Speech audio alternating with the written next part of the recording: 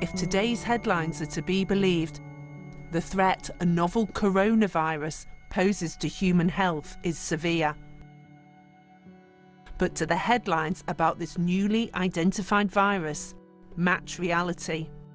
Well, right now, this is really early in the outbreak, so we're not certain how much of a risk this is going to pose. There's certain key things we need to know about the virus: how transmissible it is, so that's how easy it is to spread from person to person, and what the severity is. And those things we don't know at the moment, and we really need to know before we can properly assess the risk. Named for the crown-like spikes on their surface, there are currently 7 types of coronavirus that can infect humans. But sometimes those that infect animals evolve and infect humans. Previous examples include SARS and MERS, which cause severe symptoms. This new coronavirus is thought to have originated in a so-called wet market in the central Chinese city of Wuhan, where meat is sold alongside live animals.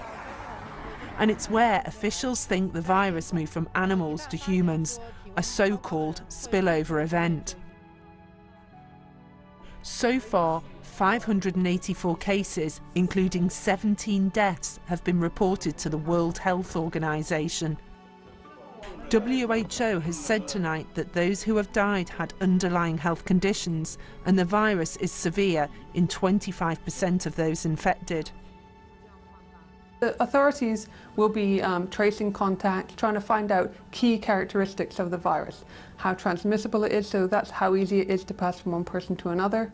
How long people have in their incubation period, so that would be from when they get infected, how long do they start showing symptoms, and when do they become infectious.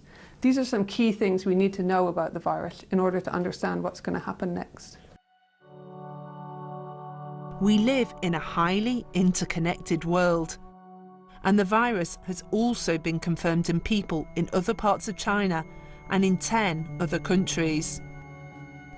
WHO has said that human-to-human transmission has now occurred within families in China and among those caring for infected patients. The world has never been as prepared as it is now, and this virus that causes a flu-like syndrome with pneumonia was picked up in the middle of the flu season in China, which is a tremendous effort really, and within a few weeks the virus was sequenced and we had a sequence available and a test available. So there's been remarkable progress both in technological solutions to this and in sharing, because all of this information was made available straight away.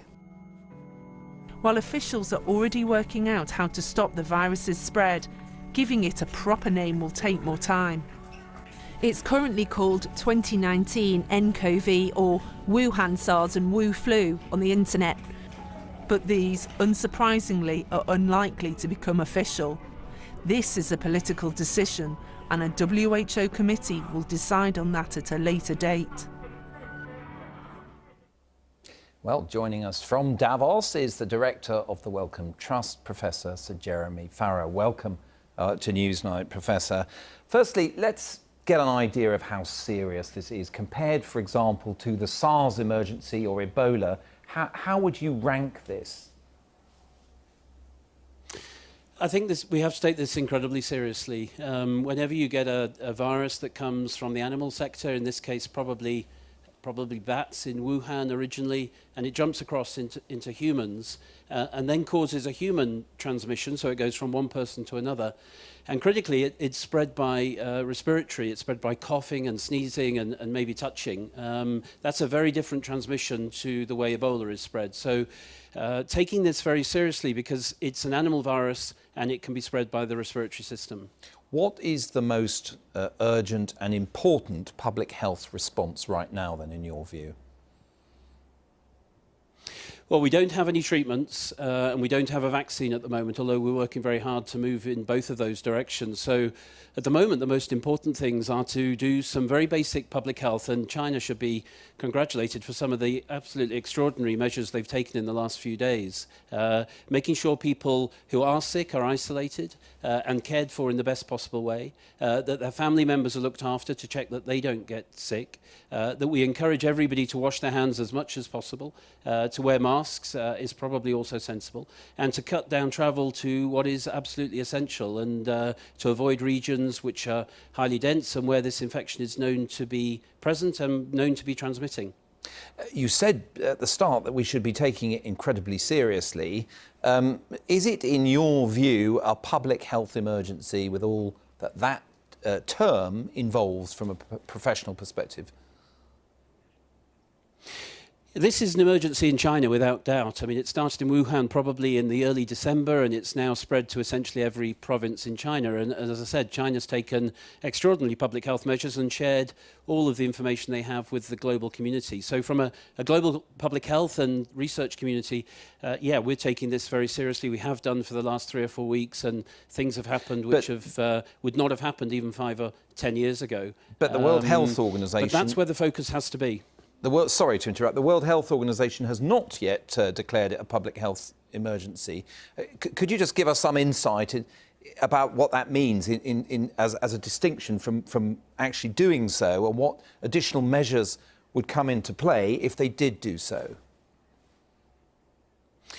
Well, at the moment, as I say, it's an emergency in China, without doubt. But at the moment, all of the cases that have been outside China have all been linked to travel to China. And so far, at least, there has not been secondary cases in Japan or America, Singapore, Vietnam, and the other countries where this has happened. So there's not been any ongoing transmission in other countries. And that would be the key change that would force, I think, the WHO to then change from this being an emergency in China to one that's of global significance. And that has got to be watched incredibly carefully, minute to minute, day to day. And as soon as that were to happen, then I'm quite sure the WHO would change the advice and change this into a public health emergency of international concern.